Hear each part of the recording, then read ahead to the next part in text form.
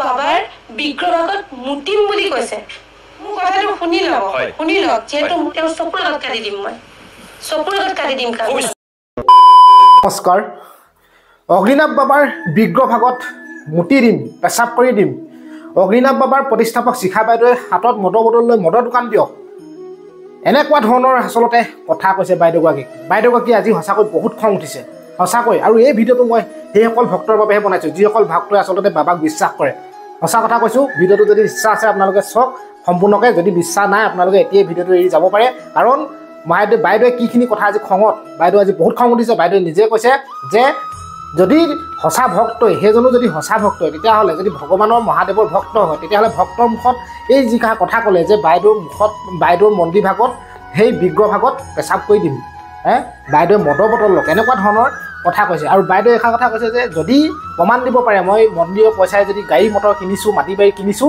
তেতিয়াহ'লে যদি প্ৰমাণ দিব পাৰে মই এই কাণখন কাটি পেলাম বুলি বাইদেৱে জাবান দিছে গতিকে সঁচাকৈ বহুত বেয়া লাগিছে বহুত মানে মোৰ হ'লেও মানে আপোনালোকো খং উঠিব এনেকুৱা ধৰণৰ আচলতে বাইদেউ ইমানেই আজি খং উঠিছে আজি এইটো তেওঁ কৈছে যে এইটো সাক্ষাতে দিম মই আৰু ইয়াৰ পিছত আৰু কোনো সাক্ষাৎকাৰ নিদিওঁ বুলি কৈছে কাৰণ অগ্নিনাভ বাবাক মানে এনেকুৱা ধৰণৰ সাক্ষাৎকাৰ বা বিতৰ্কৰ মাজলৈ বাইদেউ আনিবলৈ টান পাইছে বহুত দুখ পাইছে বাইদেউগৰাকীয়ে গতিকে আপোনালোকে বাইদেৱে আচলতে কথাখিনি কি কৈছে আজি বাইদেউ সেই কথাখিনি আপোনালোকে শুনক অলপ শুনিবলৈ চেষ্টা কৰক ভাল ধৰণে শুনক শুনি মেলি আপোনালোকে কমেণ্ট কৰক আৰু নতুনকৈ যদি কোনোবা চেনেলটোলৈ আহিছে যদি ভাল পায় মোৰ ভিডিঅ'টো প্লিজ কথাখিনি যদি এটা লাইক আৰু চেনেলটো ছাবস্ক্ৰাইব নকৰাকৈ আপোনালোক নাযাব কাৰণ মই বাবাৰ ভক্তসকলৰ বাবেহে এই ভিডিঅ'টো আনিছোঁ কাৰণ ইয়াত যিসকলে বিশ্বাস নকৰে তেওঁলোকৰ কাৰণে মই এই ভিডিঅ'টো লৈ অহা নাই গতিকে আপোনালোকে কথাখিনি শুনক সেইকাৰণে মই এচি লগাইছোঁ বাকী ক'ত মই মাটি কিনিছোঁ ক'ত বিলাসী গাড়িছোঁ মোক প্ৰমাণ দিয়ক মোৰ প্ৰয়োজন হৈছে সেইকাৰণে মই এচি লগাইছোঁ বাকী ক'ত মই মাটি কিনিছোঁ ক'ত বিলাসী গাড়িছোঁ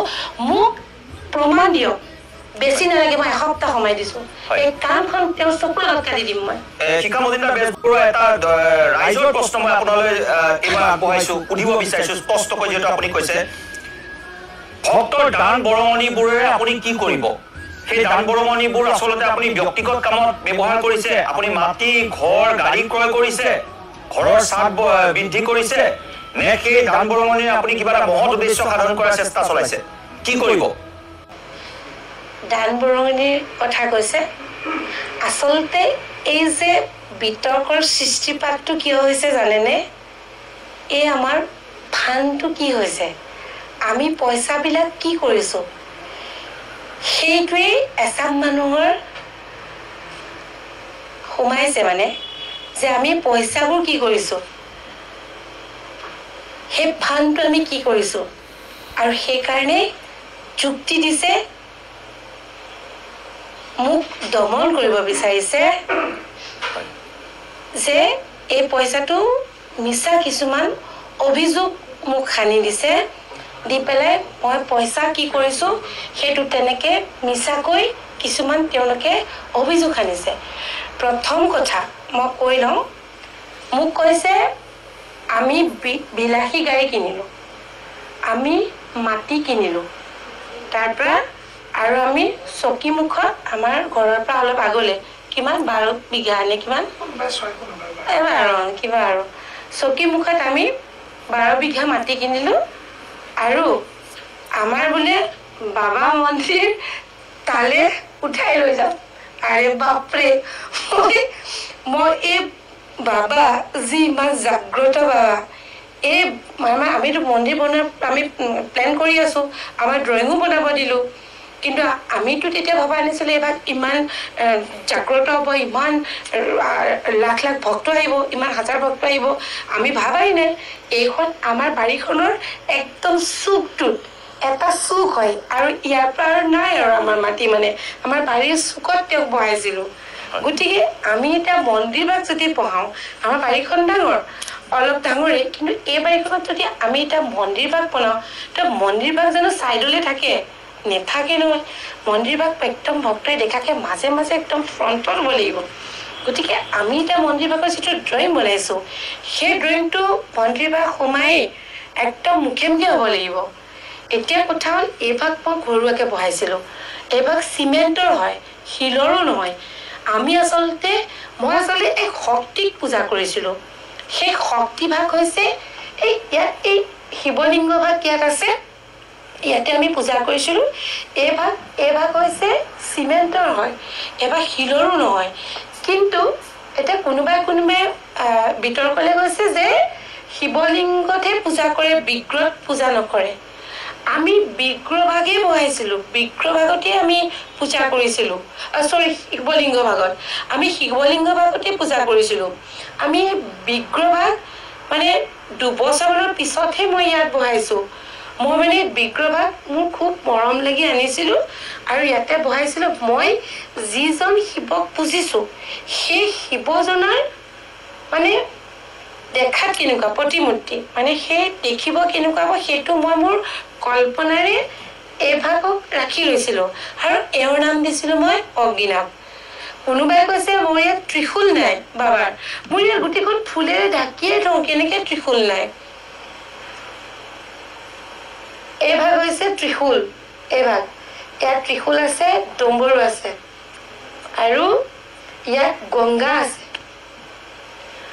সৰ্প আছে, বাঘ আছে, তাৰপিছত নন্দী আছে, সকলো আছে। আৰু সেই ভাগ হৈছে কোনোবা ভক্তই দিয়া। আৰু এই ভাগ লৈ ইমান বিতৰ্ক, কোনোবা যিজনে মই যে অলপ আগতে ক'লোঁ তেওঁতো ইমান বেয়া এটা শব্দ কৈছে, তেওঁ ইমান বিতৰ্কলৈ গৈছে। আৰু সেই তেওঁ দিয়া বস্তুকে লৈ কিছুমানে আকৌ নিজেই আৰু পিছত বেছি বিতৰ্কলৈ সোমাই গৈছে। মই নকওঁ বুলি ভাবিছিলোঁ, তথাপি কৈছোঁ। যিজনে মোৰ ইয়াত যুক্তি কৰি আছে আৰু তেওঁ দিয়া বস্তুক লৈ পেলাই আৰু কোনোবাই কল্পনাই কৰিছে, আৰু কোনোবা কেইগৰাকী মানে কৰিছে সেইটোক মানে বেলেগকৈ আকৌ পোষ্ট বনাইছে। সেইজনেই অগ্নিনাভ বাবাৰ বিগ্ৰহভাগত মুতিম বুলি কৈছে। সেইজনে মোক কৈছিলে মই মদৰ দোকান খুলিব লাগে। কোনো ভক্তৰ মুখত আৰু সেইজনে কালি মদৰ বটল হাতত লৈ পুলিচৰ ঘোচা খালে, মদৰ বটল হাতত লৈ পেলাই। আৰু মোক কৈছে মই মাটি কিনিছো, মই বিলাতী। মোৰ কথাটো শুনি লওক, যিহেতু মই কষ্ট পাইছো আৰু আজি মোৰ এইটো ভইচটো ডাঙৰ হৈ গৈছে, ভইচ দিছে ডক্টৰে, ভইচ ডাঙৰ হৈ গৈছে। আমি কৈছে মাটি কিনিছো, আমি বিলাসী গাড়ী কিনিছো। আমি না মাটি কিনিছো, না বিলাসী গাড়ী কিনিছো, না আমি চকীমুখত আমি মাটি কিনিছো। কিন্তু এই কথাখিনি কোনে কৈছে সেইটো মই চব জানো। এই সূত্ৰপাতটো কোনে উলিয়াইছে? এচি আজিকালি কাৰ ঘৰত নাই? আমি এচি লগোৱা নাছিলো। এতিয়া মই ব্যস্ততাত মই ঘৰত মাত্ৰ থাকো 4-5 ঘণ্টা, মোৰ প্ৰয়োজন হৈছে, সেইকাৰণে মই এচি লগাইছো। বাকী ক'ত মই মাটি কিনিছো, ক'ত বিলাসী গাড়িছো, মোক প্ৰমাণ দিয়ক। বেছি নালাগে, মই এসপ্তাহ সময় দিছো। এই কাণখন তেওঁৰ চকুৰ আগত কাটি দিম, মই চকুৰ আগত কাটি দিম। প্ৰমাণ দিয়ক। মই জানো কোনে কৈছে, মই মুখখন বন্ধ ৰাখিছো।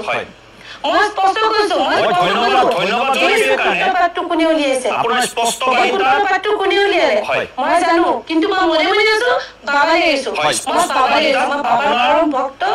কিন্তু মই বাবাক ইমান ভক্তিভাৱে পূজা কৰাৰ পিছত, বাবাই যদি মোক বিচাৰ নিদিয়ে, তেতিয়াহ'লে সেইখিনি সকলোৱে বাবাই যদি মোক বিচাৰ তেতিয়াহ'লে বাবাৰ পূজা কৰা কমি যাব। গতিকে সঁচাকৈ আপোনালোকে শুনিলে কথাখিনি, সঁচাকৈ বহুত দুখ লাগিছে।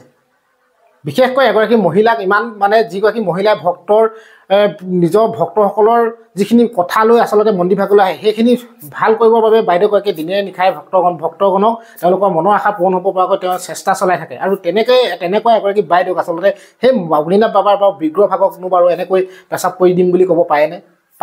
এনেকুৱা কথা ক'ব আচলতে পাৰেনে নাপায়? কিমান আচলতে ডাঙৰ কথা আশা কৈছে সেই ব্যক্তিজনে।